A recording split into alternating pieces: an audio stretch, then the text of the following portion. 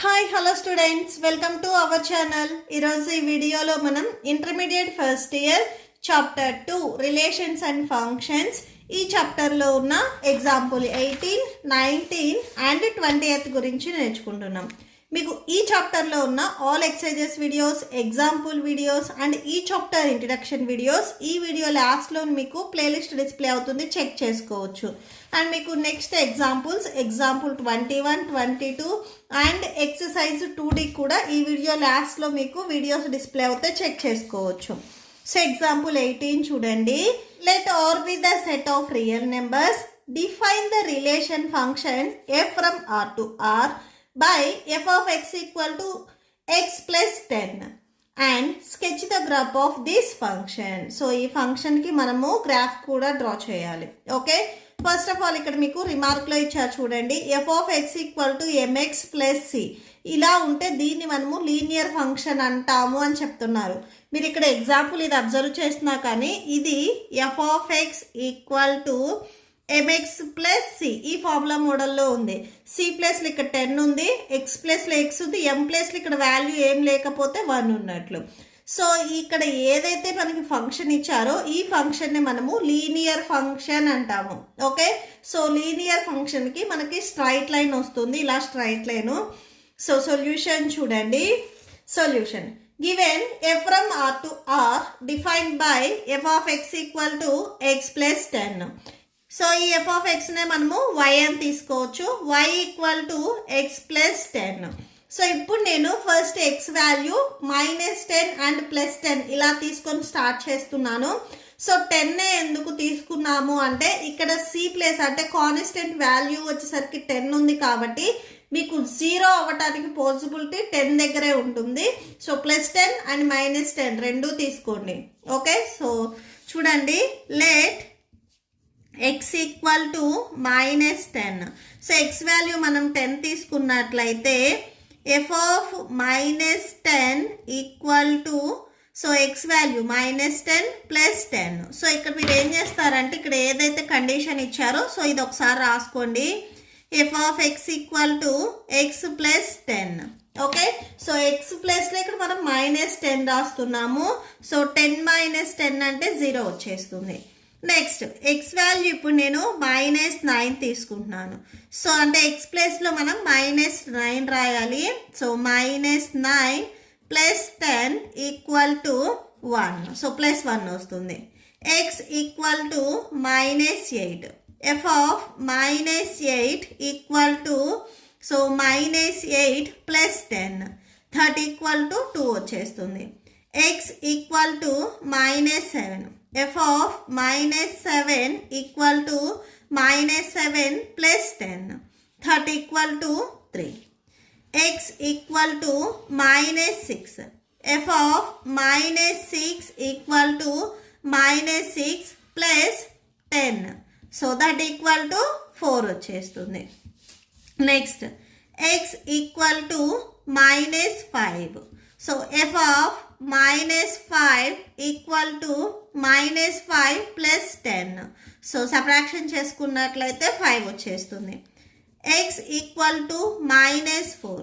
f of -4 equal to -4 plus 10. So +6 వస్తుంది.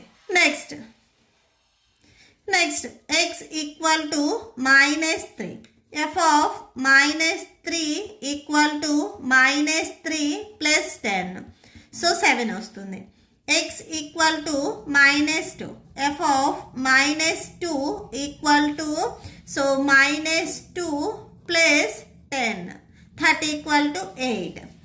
x equal to -1. f of -1 equal to -1 plus 10. So value 9 వస్తుంది. x equal to 0. f of 0 equal to 0 plus 10. So add చేసుకున్నట్లయితే 10 వస్తుంది. ఇప్పుడు x value నేను +1 తీసుకుంటున్నాను. f of 1 equal to 1 plus 10 11 వస్తుంది. Next x equal to 2. f of +2 equal to 2 plus 10. So 30 equal to 12. So ఇలాగ మీరు and so on 10 వరకు చేయండి, +10 వరకు చేయండి. ఇక్కడ నేను అన్సో అని పెట్టి లాస్ట్ వాల్యూ చేస్తున్నాను. ఎక్స్ వాల్యూ మీరు +10 తీసుకున్నట్లయితే f(10) = 10 + 10 దట్ = 20 వచ్చేస్తుంది. ఓకే, సో ఇలాగ మీరు 10 వరకు చేయండి. సో నెక్స్ట్ మనం ఏం చేయాలి, గ్రాఫ్ని డ్రా చేయాలి. ఫస్ట్ ఇక్కడ మనకి ప్లాట్ పాయింట్స్ ఏంటివి అనేది ఐడియా ఉండాలి. ఎక్స్ వాల్యూ 0 తీసుకున్నప్పుడు f(0) అంటే f(x) మనము y తీసుకున్నాం కాబట్టి y వాల్యూ మనకి 10 వచ్చింది. ఇక్కడ ఏదైతే మనకు అవుట్పుట్ వచ్చిందో ఈ అవుట్పుట్ మొత్తం వచ్చేసరికి మనకి y వాల్యూస్ అవుతాయి. అంటే x వాల్యూ 0 తీసుకుంటే y వాల్యూ అనేది 10 వచ్చింది. నెక్స్ట్ x వాల్యూ -10 తీసుకున్నప్పుడు y వాల్యూ అనేది 0 వచ్చింది. లీనియర్ ఫంక్షన్కి మీకు 2 పాయింట్స్ సరిపోతాయి. ఎక్కడ ఏ 2 పాయింట్స్ దగ్గర మనకి స్ట్రైట్ లైన్ వస్తుందో ఆ 2 పాయింట్స్ తీసుకుంటే సరిపోతుంది. రిమైనింగ్ పాయింట్స్తో మీకు ఏం పని లేదు. Okay, so x = 0, 10.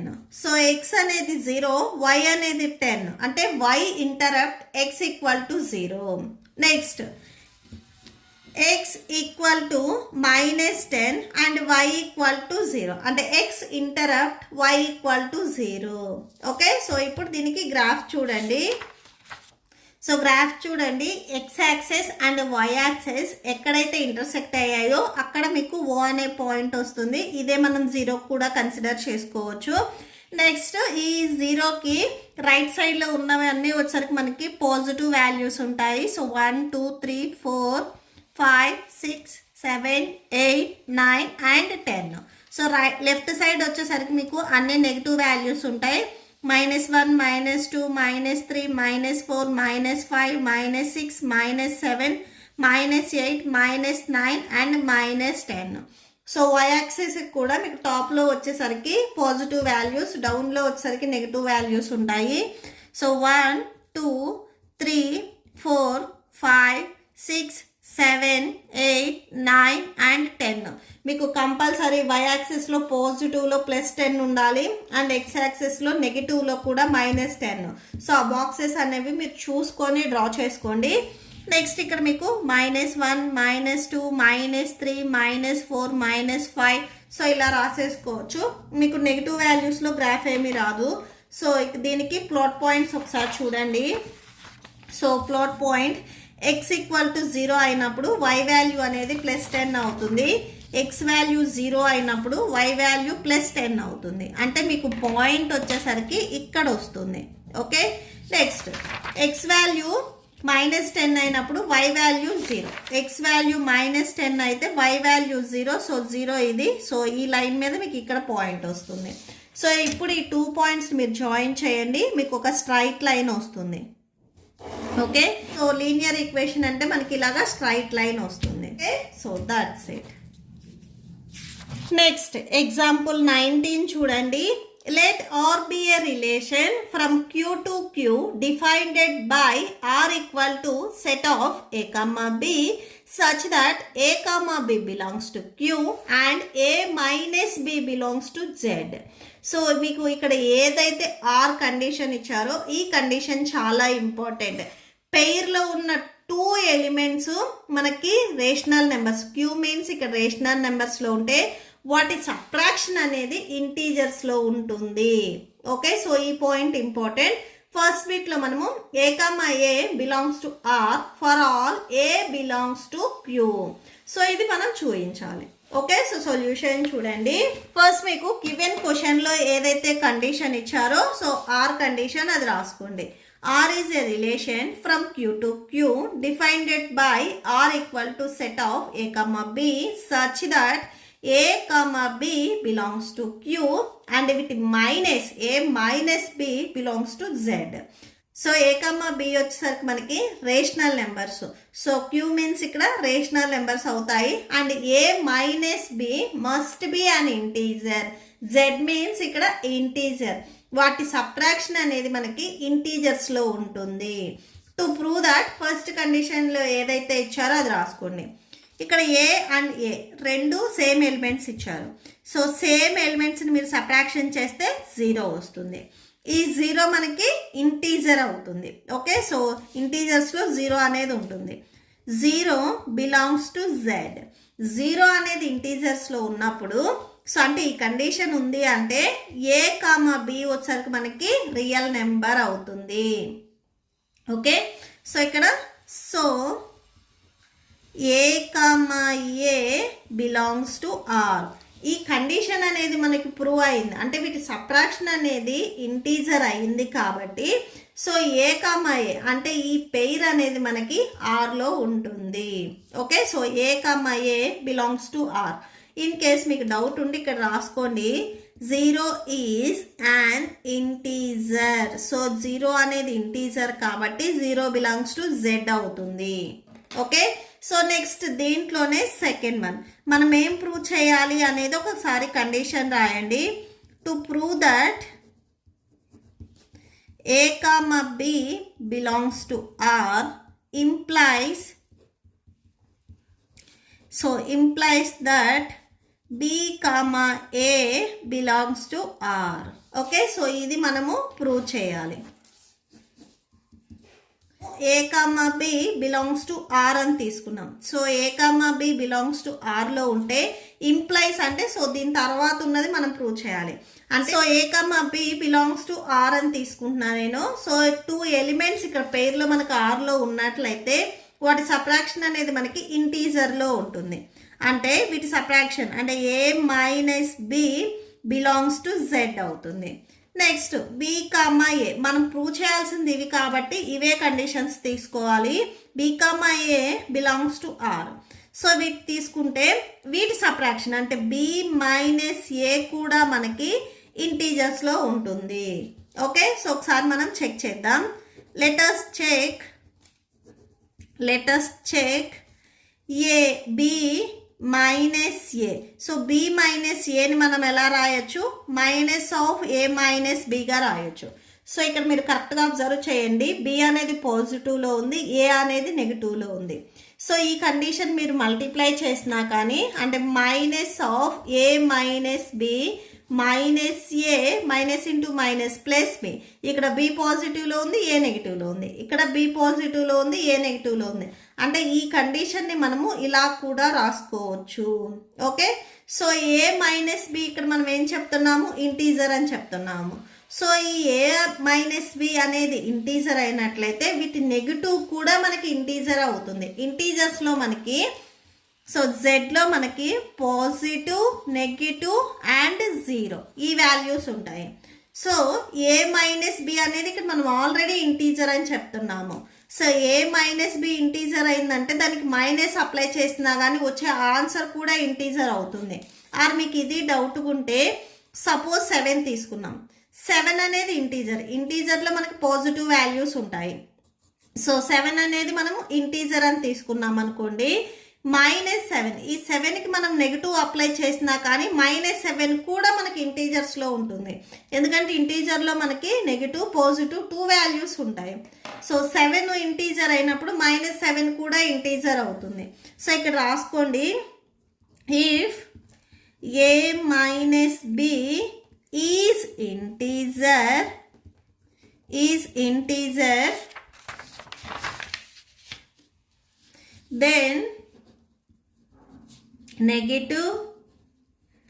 then negative of an integer is also an integer. So negative కూడా మనకి ఇంటీజర్ అవుతుంది. Okay, so b minus a belongs to z. So అంటే b minus a. సో ఇది ఇంటీజర్ అయింది అంటే దీని నెగిటివ్ ఇంటీజర్ అంటే ఇది కూడా మనకి b minus a కూడా ఇంటీజర్ అవుతుంది. b minus a belongs to z. 2 subtractions అనేది మనకి z లో ఉంది అంటే సో చూడండి. సో b minus a అన్న ఆర్ a minus b అన్నా కానీ వీటి సబ్ట్రాక్షన్ అనేది z లో ఉంది అంటే వాటి పెయిర్ వచ్చేసరికి మనం a, bగా రాసుకోవచ్చు. ఇక్కడ a మైనస్ బి ఉంటే a, b రాసాము. ఇప్పుడు మనకి ఇక్కడ b మైనస్ a ఉంది కాబట్టి b, a అని తీసుకుంటాము. Belongs to R. Okay, so మనం ప్రూవ్ చేయాల్సింది కూడా ఇదే.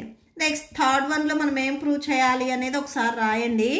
టు ప్రూవ్ దట్, సో మనం ఏం ప్రూవ్ చేయాలి, a comma B belongs to R and b comma c belongs to R implies that A comma C belongs to R. Okay, so first దీనికి చూడండి, given, so ఇక్కడ మనకి A comma B belongs to R అని ఇచ్చారు. A comma B belongs to R, ఈ pair అనేది ఆర్లో ఉంది అంటే వీటి సబ్ట్రాక్షన్ వచ్చేసరికి మనకి జెడ్లో ఉంటుంది, అంటే A minus B belongs to Z అవుతుంది. Next B comma C belongs to R, b and c వచ్చేసరికి మనకి ఆర్లో ఉన్నాయి అంటే వీటి సబ్ట్రాక్షన్ వచ్చేసరికి మనకి జెడ్లో ఉంటుంది. ఓకే, సో అండ్ ఇప్పుడు ఏవైతే మనకి 2 కండిషన్స్ వచ్చాయో వీటిని మనం యాడ్ చేసుకుందాము. యాడ్ దీస్ 2, సో ఈ 2 కండిషన్స్ మనం యాడ్ చేసుకున్నట్లయితే a minus b plus b minus c, so ఈ 2 కండిషన్స్ ఇక్కడ మనం యాడ్ చేసుకుంటున్నాము.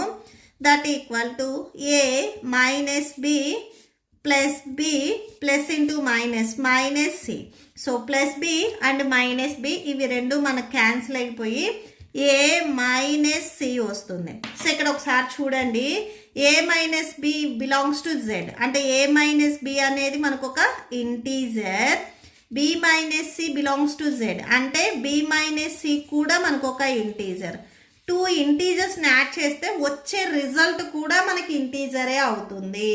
ఓకే, సపోజ్ 5 అనేది ఒక ఇంటీజర్, 4 అనేది ఒక ఇంటీజర్, ఈ 2 ఇంటీజర్స్ని యాడ్ చేస్తే మనకు వచ్చే రిజల్ట్ కూడా ఇంటీజరే అవుతుంది. ఏ మైనస్ సి వచ్చేసరికి మనకి వచ్చిన రిజల్ట్ కదా, సో ఏ మైనస్ సి కూడా మనకి ఇంటీజర్ అవుతుంది. ఓకే, సో అంటే a minus c belongs to Z అవుతుంది. ఓకే, సో ఇవి రెండు ఇంటీజర్స్ అయినప్పుడు వీటికి వచ్చిన రిజల్ట్ కూడా మనకి ఇంటీజరే అవుతుంది. సో ఈ a minus b belongs to Z ఇది నెగిటివ్లో మనకి ఇంటీజర్స్లో ఉంది కాబట్టి ఏ కామా సి ఈ పెయిర్ అనేది మనకి ఆర్లో ఉంటుంది. Okay, so that's it. Next question number 28 చూడండి, let F equal to set of 1, 1, 2, 3, 0, -1, -1, -3 be a linear function from z into z. Find f of x. So ఇక్కడ మనకు ఒక లీనియర్ ఫంక్షన్ అని చెప్తున్నారు, మనం f of x ని find out చేయాలి. Okay, so solution చూడండి, f from z to z defined by f equal to, అంటే ఫంక్షన్లో మనకి కొన్ని పాయింట్స్ ఇచ్చారు, f అనేది ఇక్కడ మనకి లీనియర్ ఫంక్షన్ అని చెప్తున్నారు. సో లీనియర్ ఫంక్షన్కి మనం f of x equal to, నేను ఆల్రెడీ చెప్పాను ఎగ్జాంపుల్ 18 చెప్పేటప్పుడు, లీనియర్ ఫంక్షన్కి ఫార్ములా అంటే f of x equal to mx plus c అవుతుంది. ఇక్కడ m అండ్ c రెండు వచ్చేసరికి మనకి కాన్స్టెంట్స్ అవుతాయి. సో మనమేం ఫైండ్ అవుట్ చేయాలి, ఇక్కడ f of xని ఫైండ్ అవుట్ చేయాలి. ఈ f of x మనం ఫైండ్ అవుట్ చేయాలి అంటే మనకి m అండ్ c వాల్యూస్ కావాలి. ఈ వాల్యూస్ని మనం ఫైండ్ అవుట్ చేసుకొని ఈ ఫార్ములాలో సబ్స్టిట్యూట్ చేస్తే మనకి f of x అంటే ఏముంది ఫంక్షన్ అనేది వచ్చేస్తుంది. ఫస్ట్ మనము m and c find out చేయాలి. First m value, next second one వచ్చేసరికి c వాల్యూ. సో ఇవి ఫైండ్ అవుట్ చేసుకొని మనం ఈ ఫార్ములాలో సబ్స్టిట్యూట్ చేస్తే మనకి f of x అనేది వచ్చేస్తుంది. ఓకే, సో చూడండి, we need to find m and c. So m and c ఇవి రెండు మనం ఫైండ్ అవుట్ చేయాలి. ఫస్ట్ మనకి ఏ పేరు ఇచ్చారు, 1, 1 ఇచ్చారు. ఫస్ట్ మనము 1, 1 తీసుకుందాము. Okay, so f of x equal to mx plus c ఇది ఫార్ములా మనకి. దీంట్లో ఇది మనకి x వాల్యూ, ఇది y వాల్యూ అవుతుంది. ఓకే, సో f of xనే మనము yగా తీసుకోవచ్చు, అంటే yగా కన్సిడర్ చేయొచ్చు. y equal to f of x అవుతుంది, అంటే y equal to mx plus c అవుతుంది. Okay, so y equal to mx plus c. So y value ఇక్కడ మనకి 1 equal to x value 1 plus c value మనకి తెలియదు. So 1 equal to m plus c.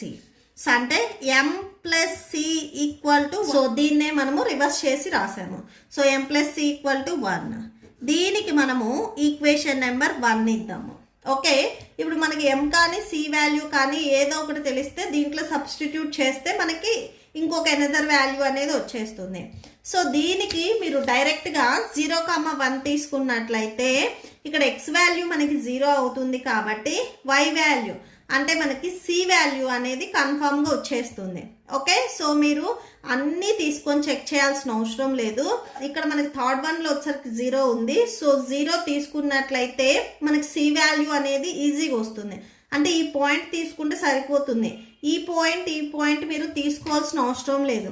Okay, so మీరు తీసుకొని check చేసినా కానీ problem ఏం లేదు. ఇంకొక 2 కండిషన్స్ ఎక్స్ట్రా వస్తాయి అంతే. ఓకే, సపోజ్ ఇక్కడ నేను 2,3 తీసుకొని చెప్తున్నాను. సో ఇప్పుడు నేను చెప్పే పాయింట్ మీరు రాయనవసరం లేదు, జస్ట్ ఎందుకు తీసుకోలేదు అనేది మీకు డౌట్ కోసం చెప్తున్నా. So y equal to f of x equal to mx plus c అనుకోండి. సో ఇది x వాల్యూ, ఇది y value. So y equal to mx plus c, y value 3 equal to m 2 plus c value మనకు తెలియదు. So 3 equal to 2m plus 3. So 3, so దీన్ని మనము 2m plus c equal to 3 ఇలాగా రాయొచ్చు. దీనికి మీరు equation number 2 ఇవ్వచ్చు. వీటిని మీరు సాల్వ్ చేసుకున్నట్లయితే మనకు ఒక వాల్యూ వస్తుంది. అంటే m ప్లస్ c ఇక్కడ 2m ప్లస్ c ఉంది, ప్లస్ c ఉంది కాబట్టి సో ఇవి మీకు క్యాన్సిల్ అయిపోయి m వాల్యూ వస్తుంది. సో అంటే ఇవి రెండు సాల్వ్ చేయొచ్చు. ఆర్ థర్డ్ పాయింట్లో వచ్చేసరికి మనకి 0 ఉంది కాబట్టి ఏదో ఒక వాల్యూ 0 అయిపోయి మనకి కన్ఫర్మ్గా ఒక వాల్యూ వస్తుంది. సో ఇది మీరు రాసుకుంటే రాసుకోండి, లేదు అనుకుంటే డైరెక్ట్గా నెక్స్ట్ మీరు థర్డ్ పాయింట్ తీసుకోండి, నో ప్రాబ్లం. ఓకే, సో ఇప్పుడు నేను థర్డ్ పాయింట్ తీసుకుంటున్నాను. సో థర్డ్ వన్లో వచ్చేసరికి మనకి 0,1 ఇచ్చారు. y equal to f of x equal to mx plus c.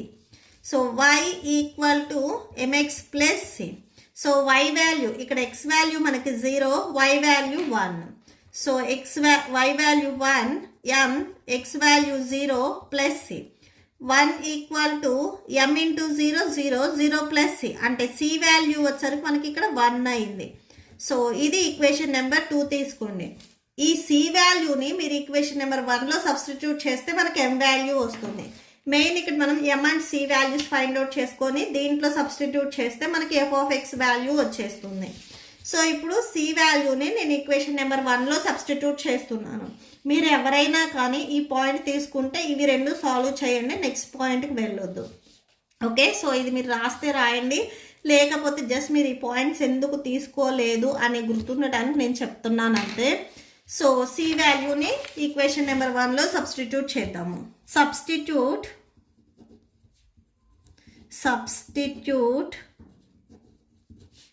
c value in equation 1. Okay, so equation number 1 m plus c equal to 1. m c value ఇప్పుడు మనకి ఎంత వచ్చింది, -1 వచ్చింది. 30 equal to 1. m equal to 1, -1 మీరు transpose చేసుకుంటే +1 అవుతుంది. So 1 + 1 2 అవుతుంది. అంటే m వాల్యూ మనకి 2 వచ్చింది. సో ఒకసారి ఫార్ములా చూడండి. లీనియర్ ఈక్వేషన్ ఫార్ములా ఏంటిది, f of x equal to mx plus c.